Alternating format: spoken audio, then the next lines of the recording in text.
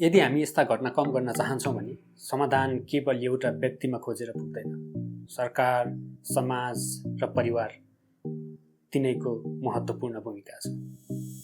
पहिला सरकारको कुरा गरौँ। सरकारले सार्वजनिक सेवामा सुधार गर्न प्राथमिकता दिनैपर्छ। सार्वजनिक सेवालाई छरितो, सरल र सबैको पहुँचमा पुर्याएर नागरिकको विश्वास जित्न सक्नुपर्छ। यदि मानसिक स्वास्थ्य सेवा अधिकांश नागरिकको पहुँचमा छैन भने सङ्कटमा परेको मानिस कहाँ जाने? सरकारको जिम्मेवारी घटना भएपछि राहत दिने मात्र होइन, नागरिकले समस्या गम्भीर बन्नु अघि सहयोग पाउने वातावरण बनाउनु पनि।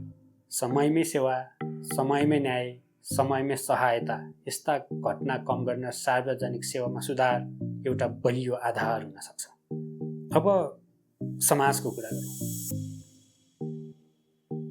हामी कुनै घटना भएपछि पहिला पक्ष रोज्छौँ, त्यसपछि मात्र तथ्य खोज्छौँ।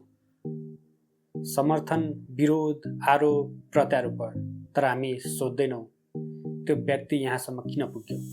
यदि हाम्रो पहिलो प्रतिक्रिया उपहास हो भने, गाली हो वा राजनीतिक बहस मात्रै हो भने भोलि अर्को पीडितले आफ्नो पीडा बन्न अझ डराउन सक्छ, असहमति हुन सक्छ। तर समाजले संवेदनशीलता भुल्नु हुँदैन अथवा हराउनु हुँदैन। अब परिवारको भूमिकाको कुरा गरौँ। धेरै मानिस अन्तिम दिन मात्रै सङ्घर्ष गरिरहेका हुँदैनन्, त्यो सङ्घर्ष धेरै अघि सुरु भइसकेको हुन्छ। के परिवारले त्यो परिवर्तन देख्न सक्छ?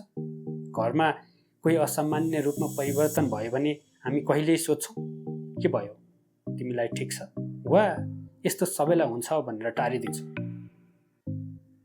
परिवारले सबै समस्या समाधान गर्न सक्दैन, तर सबैभन्दा चाँडो सङ्केत भने परिवारले नै देख्न सक्छ।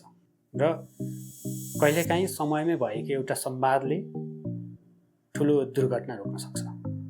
अन्त्यमा एउटा कुरा, आज हामीले आत्मदाहको बारेमा कुरा गऱ्यौँ, तर यो भिडियो आत्मदाहको बारेमा होइन, एउटा प्रश्नको बारेमा हो। एउटा मानिस किन यस्तो अवस्थामा पुग्छ? यदि हामी यो प्रश्नको उत्तर खोज्न तयार छैनौँ भने यस्ता घटना दोहोरिन सक्छन्। यदि हामी समयमै न्याय दिन सक्छौँ, समयमै सेवा दिन सक्छौँ, समयमै सहयोग गर्न सक्छौँ र समयमै एक अर्काको कुरा सुन्न सक्छौँ भने सायद धेरै मानिस त्यो अवस्थासम्म पुग्नै पर्दैन। यदि तपाईँ वा तपाईँको चिन्ने कोही व्यक्ति अत्यन्त निराश, असहाय वा जीवनप्रति आशा हराएको महसुस गरिरहेको छ भने एक्लै नछोड्नुहोस्। परिवार, विश्वासिलो साथी वा मानसिक स्वास्थ्य सम्बन्धी सहायता दिने व्यक्तिसँग कुरा गर्नुहोस्। समयमै सहयोग खोज्नु कमजोरी होइन, यसले ठुलो दुर्घटना हुनबाट जोगाउन सक्छ।